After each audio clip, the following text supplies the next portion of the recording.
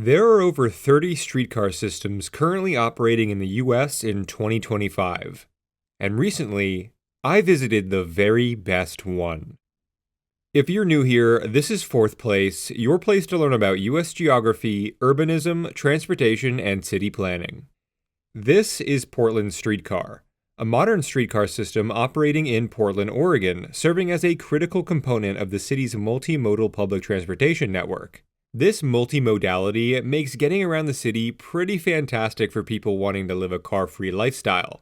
Along with the streetcar itself, the city is served by TriMet's Max Light Rail, frequent express bus service, the city's Nike-sponsored bike share operation, and Amtrak's Cascades, Coast Starlight, and Empire Builder trains. Not to mention the famous OHSU commuter aerial tram, the abundance of scooter share, and TriMet's West Side Express commuter rail service over in Washington and Clackamas counties. So yeah, it's fairly easy to get around town car-free. The Portland Streetcar opened in 2001 and was a groundbreaking project in the landscape of American transit. At the time, it was the first modern streetcar system built in the US after World War II, which is insane, and just goes to show how much car culture and infrastructure was able to dominate American planning for so many years.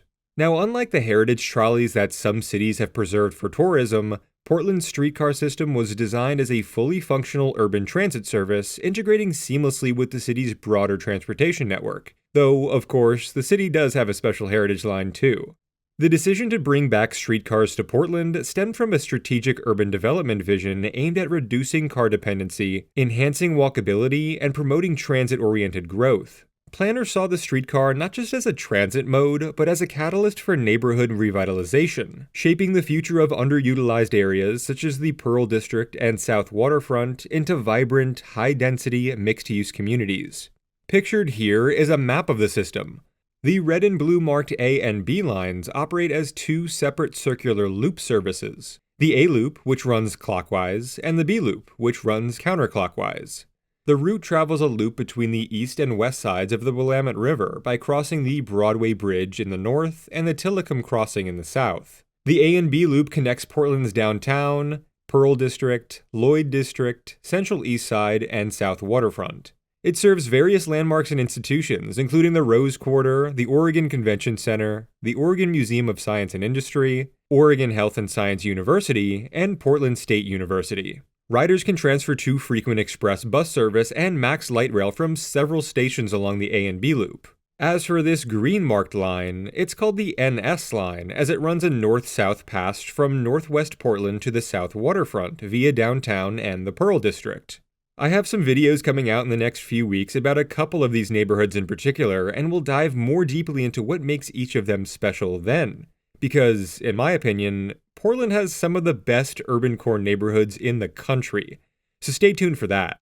As I mentioned earlier, Portland operates a separate light rail service called MAX, and while the two trains run on the same gauge track, there are quite a few differences between the two. Most importantly, their intended functions and service areas. You see, while Max Light Rail extends into the metropolitan region, serving commuters traveling from suburban cities like Hillsborough, Gresham, and Beaverton, the Portland Streetcar operates within the urban core, offering frequent short-distance trips to support daily city life. The streetcar's average stop spacing of about 3 to 4 blocks contrasts with the wider spacing of light rail stations, making it more accessible for pedestrians making short trips between neighborhoods. This approach aligns with the European-style tram systems that prioritize local connectivity and complement other forms of transit, reinforcing a layered transportation network where streetcars function as an intermediate mode between buses and heavy rail. This might sound silly to some Europeans watching this, but Portland's layered, intermodal interconnectivity, combined with its abundance of walkable and bike-friendly neighborhoods, kinda makes the city feel like the Amsterdam of the Western US, in a way. In fact, the city has over 400 miles of cycling and bike commuting infrastructure, of which I captured and utilized much of on my recent visit. Portland's streetcar introduction was deeply tied to Portland's forward-thinking land use policies, particularly its emphasis on compact, mixed-use, pedestrian-friendly development.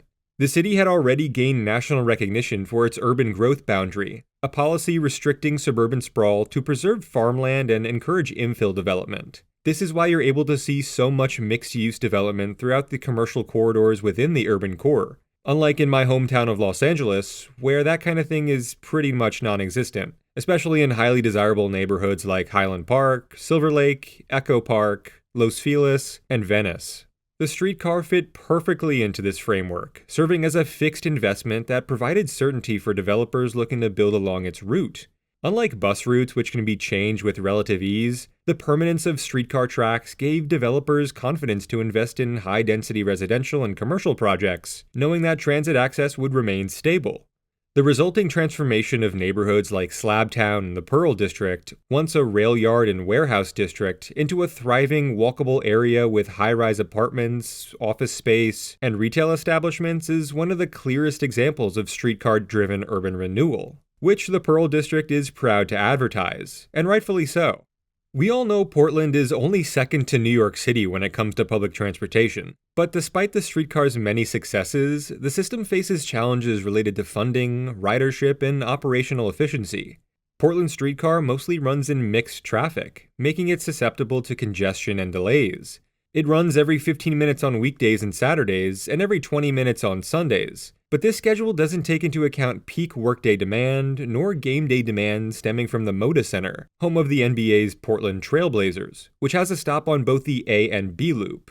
While the streetcar system was initially funded through a combination of public and private investment, including contributions from property owners along the route, the streetcar's operating costs continue to rise, and sustaining long-term operations has proven difficult. Fare revenue only covers a fraction of the budget, requiring ongoing subsidies from the Portland Bureau of Transportation and other public funding sources.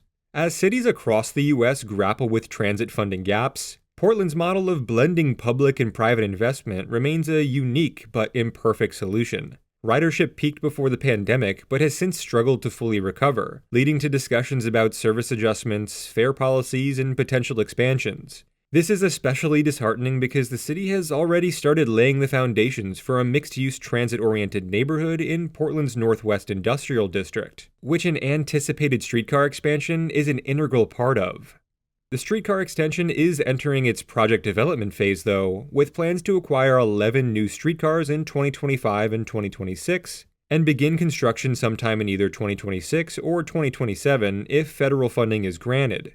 Hopefully this gets the go-ahead, and Portland can add yet another urbanist neighborhood into its already sizable portfolio. Additionally, the streetcar's relatively slow speed of 7 to 10 miles per hour has led to criticism that it functions more as a development tool than as an efficient transit solution. I know I definitely felt the squeeze of the streetcar's speed and scheduling woes during my trip to the city. There were quite a few delays on my short trip, but unfortunately delays just seem to be baked into a streetcar system like this, especially on the north-south line that moves through downtown and the Pearl District. Maybe that's just the nature of modern streetcar systems, though. I know for one thing, Portland's streetcar lines of the past didn't have to compete with the same volume of vehicular traffic that the city's modern lines do.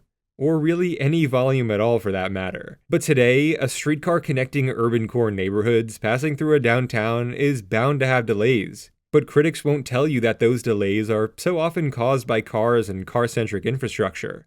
The result is a system that is sometimes perceived to be too slow and unreliable to be a serious alternative to buses or biking. Although, in my opinion, it's just as good, if not better than buses, and no doubt safer than all of the above. Looking forward, the future of Portland streetcar depends on its ability to improve operational reliability, attract more riders, and secure sustainable funding. Some proposed solutions include implementing more dedicated streetcar lanes, enhancing signal priority, and extending the system to underserved areas where it could provide a stronger mobility benefit.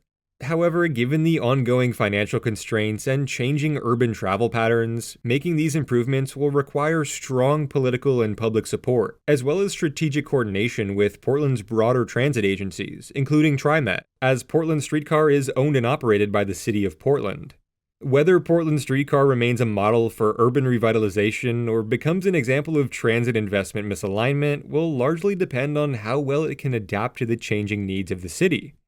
Despite all of this, I still think that Portland Streetcar is a monumental success, for nothing else than acting as a sort of catalyst for streetcar development, even beyond the city itself. The overall success of the streetcar inspired a wave of new streetcar projects across the US, particularly in cities looking to revitalize their downtown cores.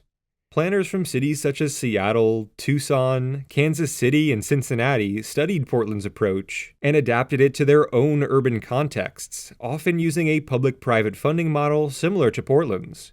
The key takeaway was that streetcars were not just transportation projects, but economic development tools, capable of reshaping land use patterns and increasing property values along their corridors. However, not all cities have experienced the same level of success, as some streetcar systems have struggled with low ridership, slow speeds due to mixed traffic operation, and inadequate integration with existing transit services.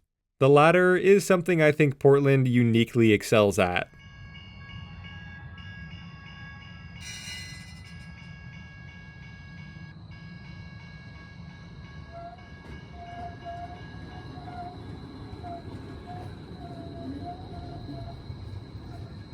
Ultimately, the Portland streetcar represents a paradigm shift in how American cities think about transit and urban form. Rather than focusing solely on moving people from point A to point B as quickly as possible, Portland streetcar was designed with placemaking, accessibility, and urban vibrancy in mind. By prioritizing walkability, transit-oriented development, and high-density land use, it's sort of redefining expectations for what streetcars can achieve in a modern city. While challenges such as funding, traffic congestion, and evolving mobility trends continue to shape its future, the Portland streetcar remains a seminal example of how transit can be used as a tool for urban transformation rather than merely a response to congestion.